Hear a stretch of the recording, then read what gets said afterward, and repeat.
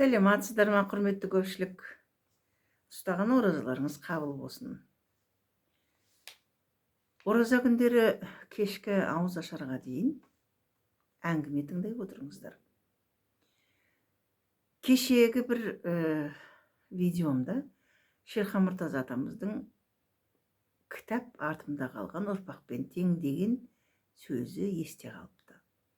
Мен бұл әңгімелерді, мақал мәтелдерді, шешендердің сөздерін аспаннан алмаймын, әрине кітаптан, білімнің бұлағынан алып, сіздерді де сусындырып отырайын. Көптеген салт дәстүріміздің бүге шегесіне шейін жинап, тірнектеп, өте ғажап, керемет еңбек еткен Сейіт Кенжеахметұлы атамыздың мен алған ескілеу кітабында неше түрлі қазақтың атаулары беріледі. Енді оқып отырса керемет, мен осы заттардың бір 4-5% ғана білемін десем, артық айтпаймын. Үй жиһаздарының аттары, ұлттық тағамдардың түрлері, ет тағамдары, ыдыстардың небір түрлері, мысалы қазақ киімдерінің түрлеріне дейін бар. Қалай аталатыны? Әйел киімі, ерлер киімі, қыз келіншектердің тағымдары мен әсемдік бұйымдары дейді. Тағымдары деген сөз тағынатын әшекейлері болған болу керек, сырға секілді. Бозбаланың әсемдік бұйымдары дейді. Байлаудың түрлері, тігістің түрлеріне шейін жазған. Музыка аспаптарының қандай түрлері бар. Балаға лайықты заттар, шаруашылық және тұрмыс құралдары, қол өнерінің құрал жабдықтары, көліктің ер тұрмандары, саятшылық, аңшылық, балықшылық құралдарына дейін айта берсе өте көп, ұлттық спорт ойындарына шейін келтірілген. Бірақ осының ішінде шөп түрлері, құс түрлері дегенді мен көрмедім. Шөп түрлерін мен осы кітаптарды саралап қарап отырып, атақты Кенен Әзірбаев атамыздың өлеңдерінің ішінен таптым. Кенен Әзірбаев атамыз жайлы көп айтудың қажеті жоқ деп ойлаймын. Бүкіл қазақ елі біледі. Соның ертеде шыққан бір кітабында сол шөптің түрлері туралы айтылыпты.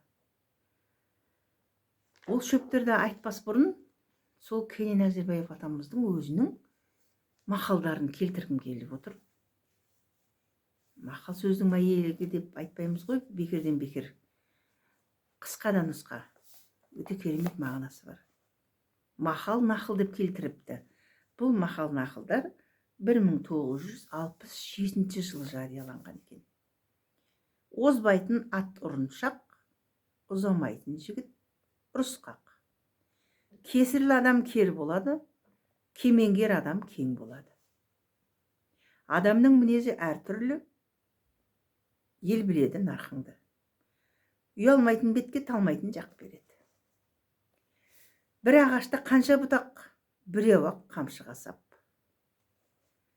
Шын сүйгендер жоққа шыдар, азаптау мен оққа шыдар. Ақындардың айырмасы бар, ән мен күйдің қайырмасы бар. Дегбірсіз ат сілкінгіш, дегбірсіз ақын жұлқынғыш.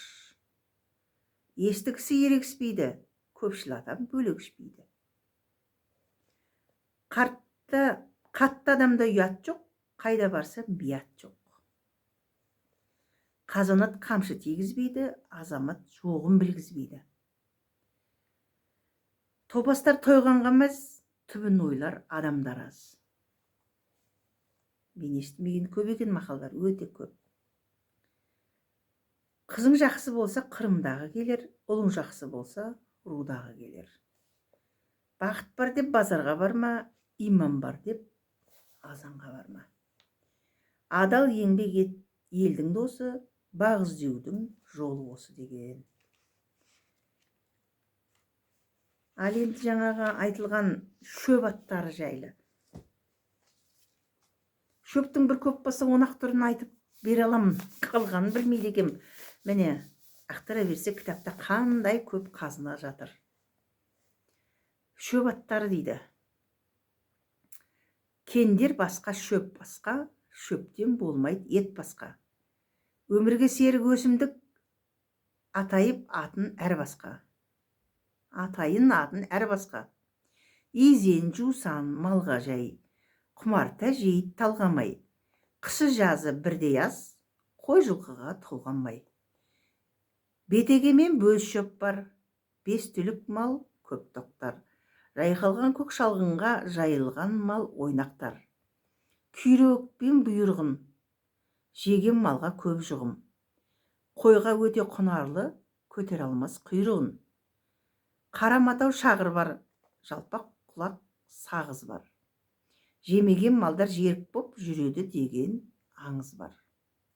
Тұрған отты сар шөп бар, балық көз сасыр сұр шөп бар. Қастаңдай мен сүт қурай, мал азығы әр шөп бар. Жау жұмыр мен жауқазын, түбін бала көп қаздың. Қаракей мен мұңанақ, басына малды көп жайғын.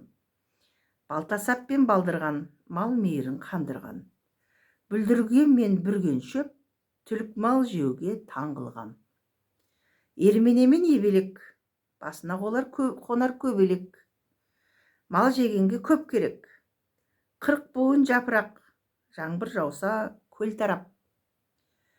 Көреңсе көде тарақ боз, малдар жейді жапырлап.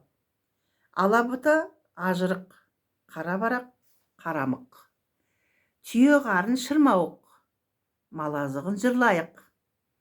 Жантақ пенен теріскен, малдың асы келіскен. Желкек пенен таспа шөп, түлекке тәтті жемістен. Шилердің басы желпілдеп, құрақтың басы үлпілдеп. Өлең менен селеу шөп, шақырар малды кел-келдеп. Шеңгел менен тобылғы, малдар жесе ғұмырлы.